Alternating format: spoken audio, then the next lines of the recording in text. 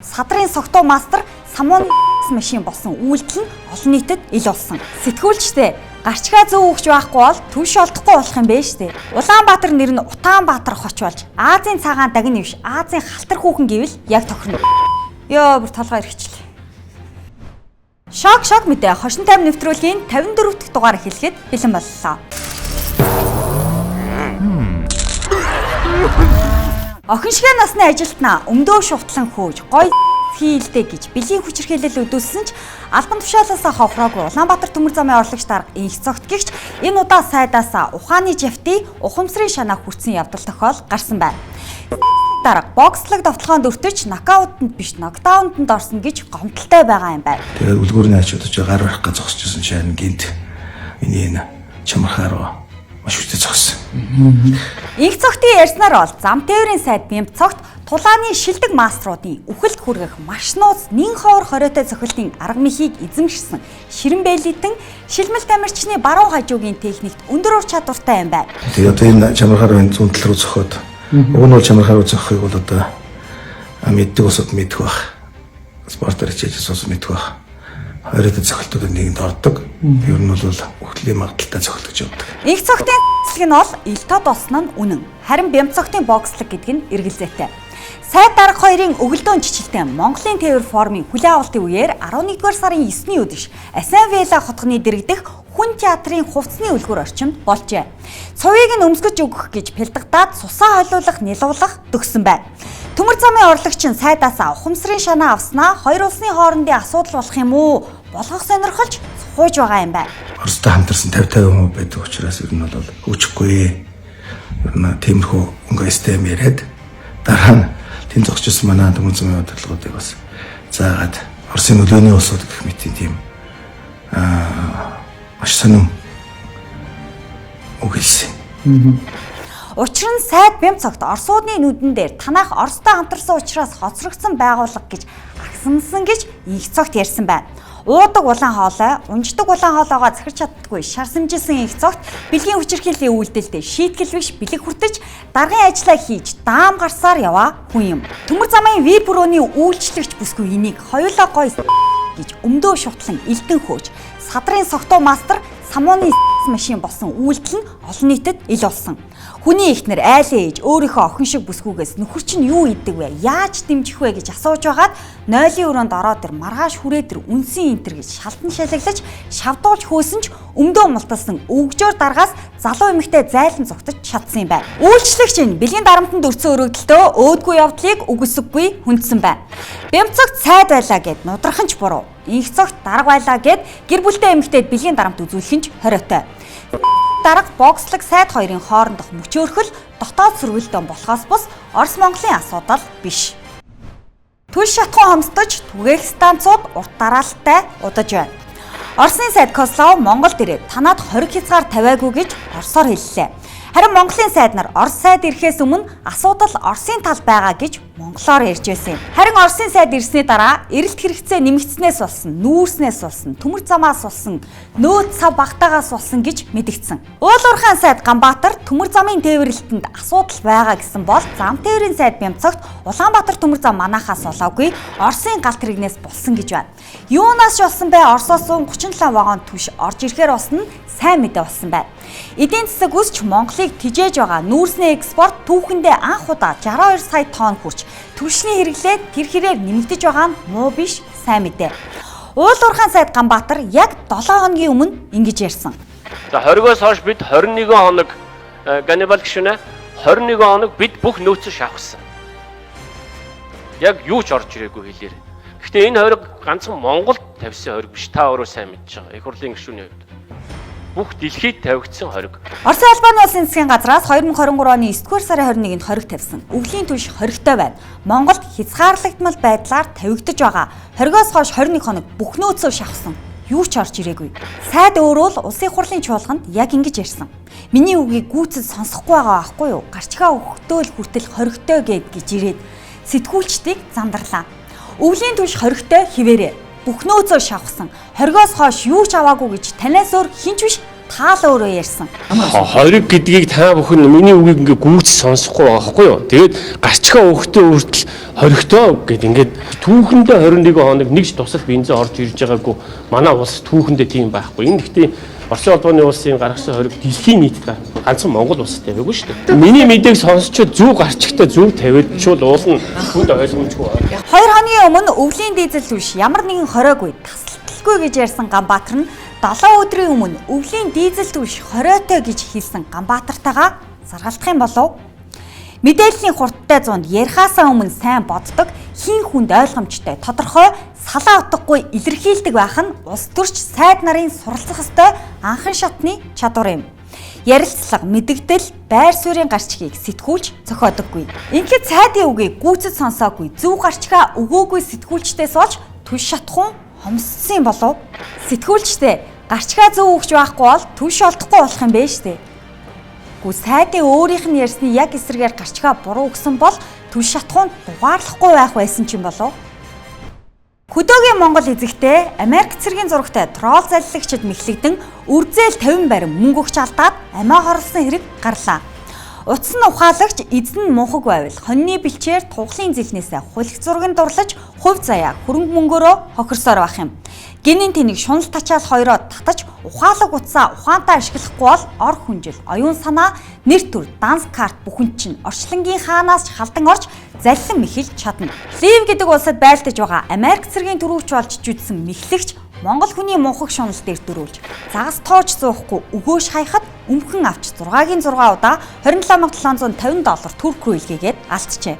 Канадад нуусан $4.4 сая илгээмжээр явуулсан тул шуудангийн зардлыг нь төлөөд аваарай гих ов мэхэнд онхолдон очоод олсон зээлсэн $27750 буюу 96 сая орчим төгрөгөө тавиад туусан байна. Сайтан эр цэрэг дайнд мордоод л илгээмжийн үн төлж чадахгүй мөртлөө Канадад Эрдэнэсийн авдар нуугаад л танихгүй нэг Монголд бүгдийг нь зүгээр өгнө гэхэд итгэж чаддаг нь яг юуных вэ?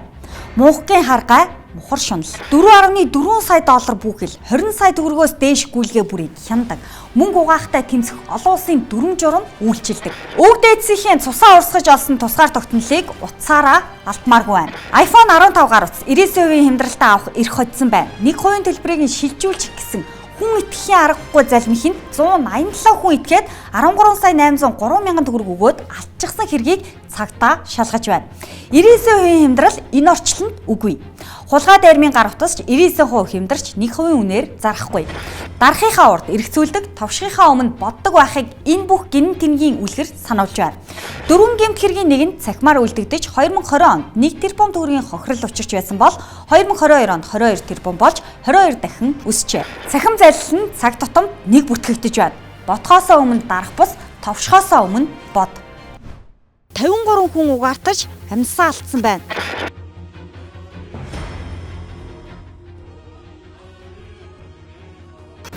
Энэ утаа гэхдээ бас арай дэндүү байна.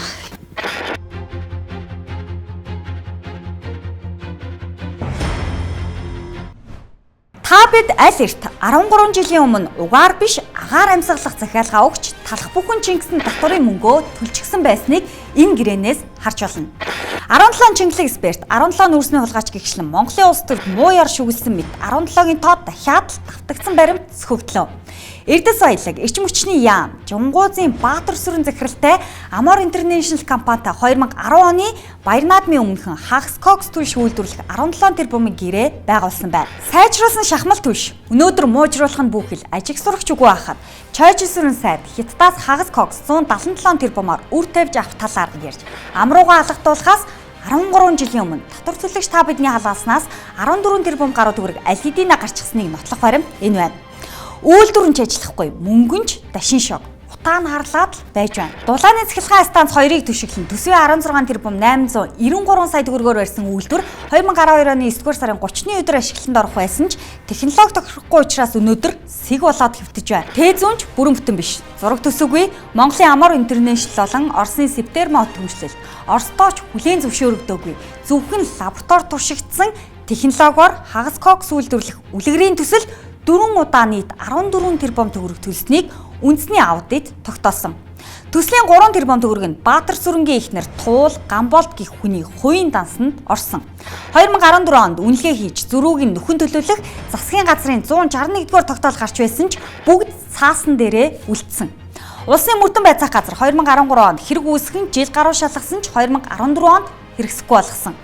Amor International компани нөмөр капитал болж нэрээ сольсон юм байна. Баатар сүрэн нь Баян цагаан гоёо, Тосон Vita Properties, Номин Шанд, Панавид, Нэмэр фарм, Ирмүүн болог, Домос Vita Properties, Эрчим электрик, Нөмөр кредит ассет гэсэн 10 компанитай. Улам нөмөртэй, үргэлж нөмөртэй гэдэг 2 хадгаламж зээлийн хоршоотой.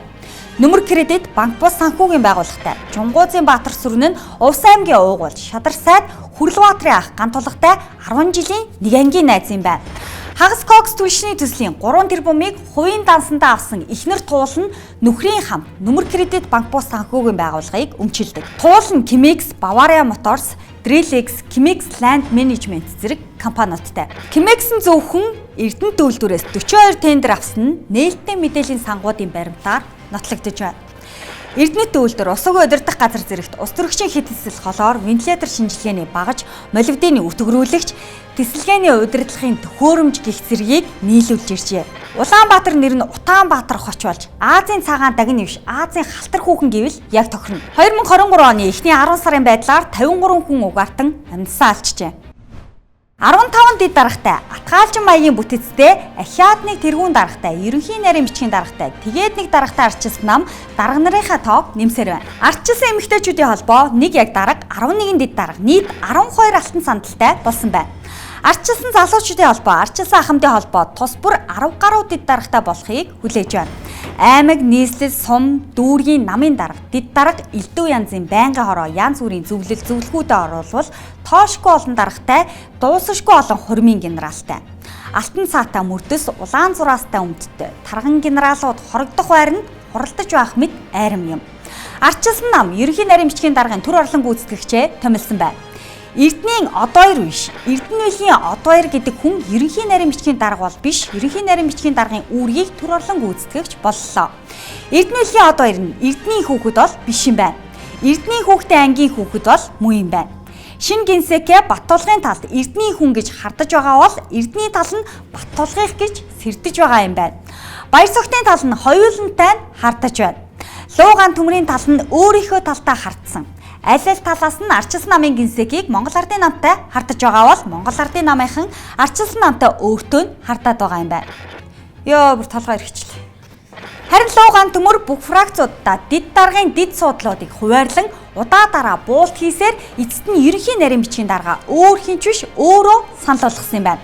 Бусд нь сурсан цангаараа дид ерөнхий нарийн бичгийн дарга нараа томилуулъя гэж одоохондоо шахаж авдуулаагүй байгаа юм байна. Нэг орон сууцны өрөөнүүдийг олон айл зэрэг түрээсэлж байгаатай нэн төстэй байдал ардчилсан намд байдаг юм.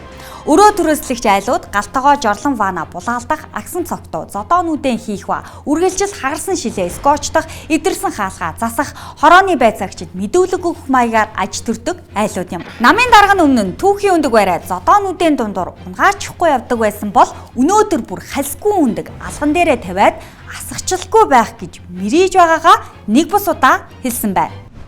Шок мэдээ хошинтой нэвтрүүлгийн 54 дахь дугаартай хамт байсан эрхэм үзэгч та бүхэндээ баярлалаа.